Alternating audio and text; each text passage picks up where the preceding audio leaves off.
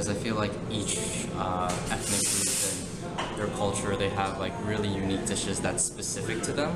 So for instance, I know with Chinese people, one of my favorite dishes is called guancangao, and it's like these little strips of, I guess, I don't know, it's kind of like dough or noodles, and it's like in soy sauce and has like beef and sometimes veggies in it. And then like Ukrainians, they have pierogies, and then like Koreans, they might have like Korean barbecue. I feel like that's a really unique thing. And then Japanese have like okonomiyaki, so it's like very unique dishes. I think food definitely can identify a person's ethnic group, just because if you look at certain types of food, there's going to be key ingredients that are going to be found in the foods which come from certain central regions of the world. Even though now there's a lot of cultural sharing, there's a lot of crop sharing, I think if you look back into history, you look and see what the people had in the past, and they used them as part of those dishes. And moving forward, you know, that history is kind of maintained in the food. So I believe that food can be different ethnically for different cultures, because some people, they have a food dish and it can be the same exact food dish in a different culture, but they prepare it differently. It's either it's a meat dish, they might clean it differently or season it differently. So it's all about just different ways, different seasonings. Like there's your Italian seasoning, there's your like Asian types of seasonings, and there's your Hispanic seasonings. I feel like for some dishes, you absolutely can tell. For instance, kimchi, when you look at it, you know it's Korean. But there are dishes like jjajangmyeon, that's both Chinese, but then that's also Korean. So that really comes down to the taste of it. If it has a certain, like, I guess, flavor or kick to, you know, the dish when you try it out, you can identify whether it's Korean, whether it's Chinese. So tasting confirms, but some dishes you can tell by looking at it.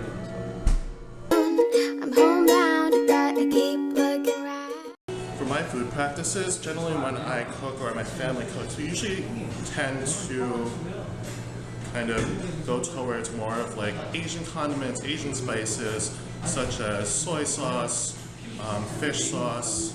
We tend to stay away from maybe more European or African spices. You know, we don't use any cumin, we don't use any oregano, but I mean, that's all part of the exploration, I think. I mean, we do have that stocked in our pantry now, but we still do gravitate towards more Asian condiments in practice. I think it's, again, a lot of the ways of how the food is prepared. Like with my mother, the way she prepares the food is a lot different than like some of my friends prepare their food. And it's all about like how you were taught, I guess, to cook, and people cook differently in different backgrounds. My food practices, I feel like for me, I'm that kind of person who's like in and out of the house. So I will like make instant ramen, and that I feel like that kind of tells you a little bit about who I am. So that's like, I'm very simple with my food, and I feel like that describes me as a simple person. So.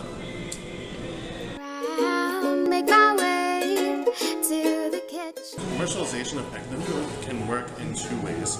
One, it does give an introduction to many people for those cultures, but the only thing is, it's up to them whether they are bound to explore into those cultures more, thus getting the authenticity of those foods. That if they just kind of go to one restaurant and say, you know, oh, I've tried it, then I feel like that's when it loses its authenticity. I don't think it really does, because I mean, you have your fusion foods, like there's your Asian Hispanic fusion foods, and there's like just a lot of different types of fusion food, and I feel like that's also important to kind of get other people to know your ethnic food, like your culture's food. It's, I guess, another way to get it out there. It might not be, I guess, authentic, but I think for me, it'll make people really want to try like the authentic foods. I feel like both yes and no. Yes, in the sense that because it's so commercialized, like the taste that makes the food so authentic it's not exactly there where it seems like it's, you know, the real thing. But sometimes, you know, the commercialization can be a good thing, mainly because it creates like more awareness about those dishes, about the ethnic groups that have those dishes and their culture. So it's both yes and no for me. Yeah. fried chicken. Food definitely can be used to bring different ethnic groups together. That's something I actually really believe in. Food is something that ties all of us together. There are many common ties between certain ethnic foods. Like if you take, for example, pasta, if you think in more of the traditional sense, you have like spaghetti and then linguine, but then if you move and broaden that definition, then you go into more of the Asian side, so you have noodles, and there's a lot of different types of noodles. And even if you look at something like shaved ice dish or dessert, I know Korea has bingsu, which is shaved ice with a few different condiments. The Philippines has a version of that called halo halo. Japanese have their own version of the shaved ice. And if you come to America, you know you do have your snow cones or you have your Hawaiian shaved ice. I do think it can bring people together because it's like, for like, say there's a potluck, a lot of people bring different types of food and it just makes you curious and more open to trying foods from different countries. And I feel like, for me personally, I really like trying foods from different ethnicities just to like, I guess, compare and contrast like how it is compared to my family's cooking. They can bring different people from different, backgrounds together.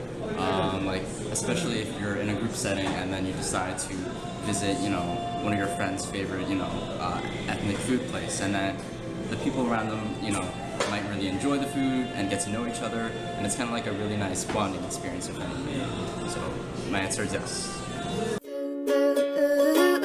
Actually satisfied. Some of my favorite foods, honestly, I do like to go out and explore and eat a lot, but in terms of something that I'll go to for or comfort food, I'll go maybe for Japanese like tonkatsu, or maybe Korean in terms of barbecue, or certain other dishes like ojingwokum, which is kind of like certified squid, or even also Thai food like pad Thai or pakimo. But if I look in terms of more of like if I want to go out and maybe spend a little bit extra, some of my favorite foods to go do that, or maybe certain Italian dishes like maybe squidding pasta, or even poutine, from Canada, or even foie gras, which is originating from France. My favorite is actually this one dish that my grandmother makes. It's called chivo. It's this kind of like a goat stew, and you eat it with like white rice and then like lettuce. So it's like you put the goat on top of the lettuce with the sauce, and it tastes really good. So I guess like anything that's my favorite, or anything like my grandmother makes is really good. Foods, wow, that's really hard. I'm a foodie, so I'll eat whatever and everything and anything. But I'm very into sweets, so ice cream, fresh fruits, candy. I don't know what else. Food. I love food.